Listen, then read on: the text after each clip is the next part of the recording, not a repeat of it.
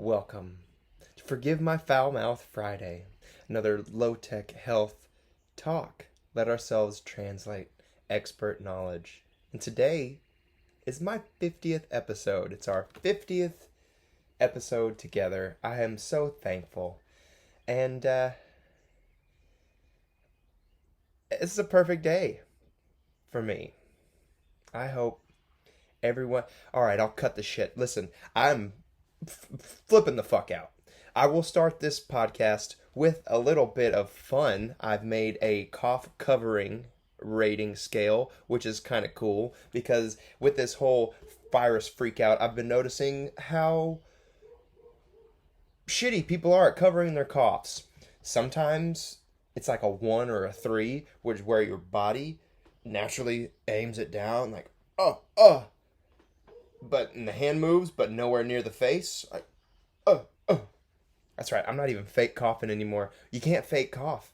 You're getting charged for coughing on people because our EMS workers are in the front lines. This is in UK. They're getting charged. The dude is getting 2 years, $30,000 fine because he's jokingly coughing in people's faces. Like, this is a fucking joke. This is a joke. Is this a joke to you? So the perfect cough covering, there is none. There's a 9 where you are sneezing into your elbow and covering the bottom, hands above the waist afterwards, not touching anything, and going straight to wash your hands. And that's just a 9. You know what the perfect cough is? Not coughing. But that happens. Shit happens. So, and I'm also trying to get better at scratching my face because you don't want to touch your face. So I have a face itch and just fucking freak out on my face. I am worried about not only where I work, which up until recently I was under the impression that even if you're tested positive, they expect you to continue to walk around, just wear a mask, go to work. You're required to go to work, but wear a mask so you can, quarantine yourself.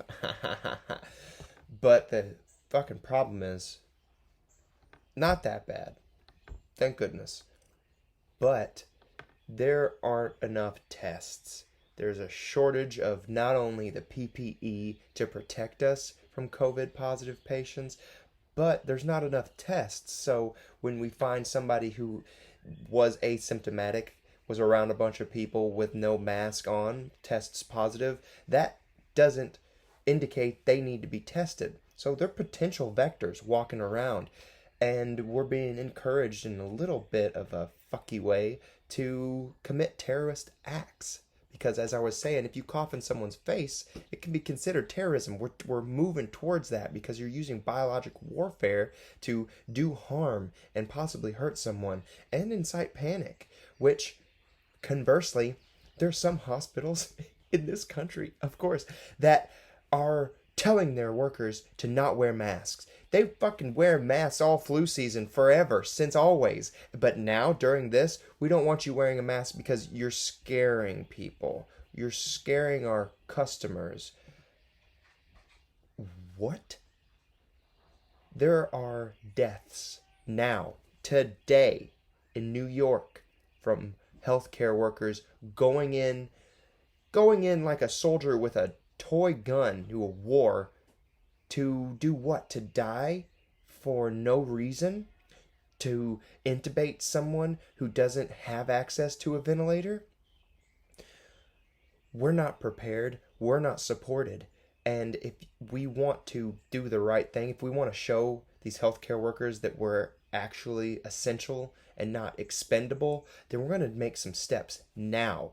Pressure your politicians and your president to maybe go ahead and do the Defense Production Act so we can pump out some N95s and some ventilators. They're saying there are ventilators not being used right now. There's a surge. We are now the epicenter of the world for COVID. And like I said, we're not testing everybody. We're not testing everyone who needs to be tested. We are spreading a virus that is it's a perfect virus. This is a serious threat. And I'm wondering if our form of rebellion and the act that needs to be committed is just telling patients why we're wearing a mask. I take off a I take off a surgical mask every 3 to 4 hours and change it out, but I wear it exclusively. These are masks that were designed to be for one patient in a 3 to 4 hour procedure, one time use, throw it away. And we're being told you don't really need it for COVID suspected patients unless there's an aerosolized generating procedure, which I find very weird because I make my patients breathe deeply and they cough. Does that make the virus explode? Because we've understood for a while, since China figured this out, that these are practically airborne droplets because they can stay in the air for up to 3 hours. But our CDC has been steadily scaling back what precautions are necessary, not for scientific reasons, but for supply reasons. That's absurd. That is an egregious act of endangering human lives, not just the healthcare workers, but who's going to care for all the sick people when all the healthcare workers not only dead and dying, but they're spreading it to at least 2-3 people they're around. No matter how well they clean, no matter how well they take care of themselves, they're spreading it because we're not being tested. We're not aggressively quarantining people. We'll have them stay home 7 days, quarantined. Stay home 7 days. Try not to stay near anybody. Oh, forgive my foul mouth Friday, but I'm fucking losing it. I feel we're compelled to relay this to every patient to stop a serious threat. They have a right to know where we've been, that we may have been exposed and that we're not tested. And I don't know what the solution here is, because we're getting pressured to reuse masks that are one-time use, being told to take off your N95 and put it in a brown paper sack to reuse. What the fuck? Like it's our lunch? Put it in a brown paper sack, which does fuck all. The whole paper sack is contaminated. If there is one droplet or two on there, the whole sack is contaminated. It's insane. It's insane.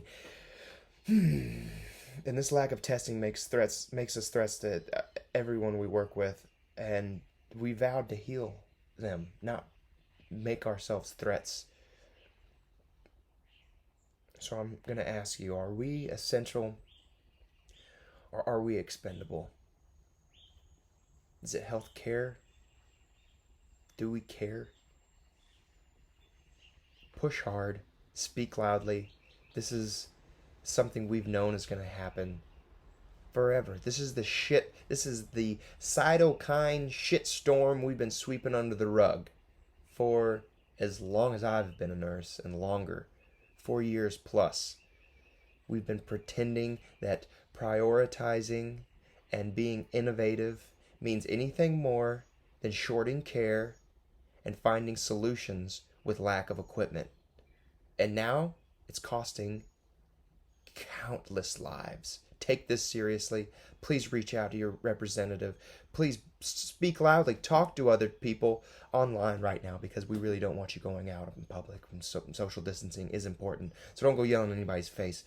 Even if you're wearing a mask, it doesn't work as well as just staying distant. But talk to them about this PPE catastrophe.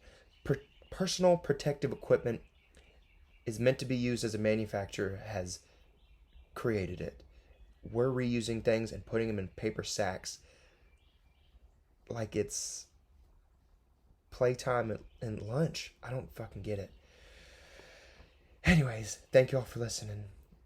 Please forgive my foul mouth Friday and ask questions. Ask what you can do to get these civil war in the hospital solved and resolved, because this is a war. We need a Defense Production Act. We need something big, because this won't end soon. This won't end soon. And it'll devastate us if we don't start acting immediately. Everything before a catastrophe like this is an over-exaggeration, and everything after is a half measure. Please push hard now while you still can. while we're not all in New York City, which may happen. I love you guys. Thank you for listening. I'll see you next week on another week of Lotek Health. Let ourselves translate expert knowledge.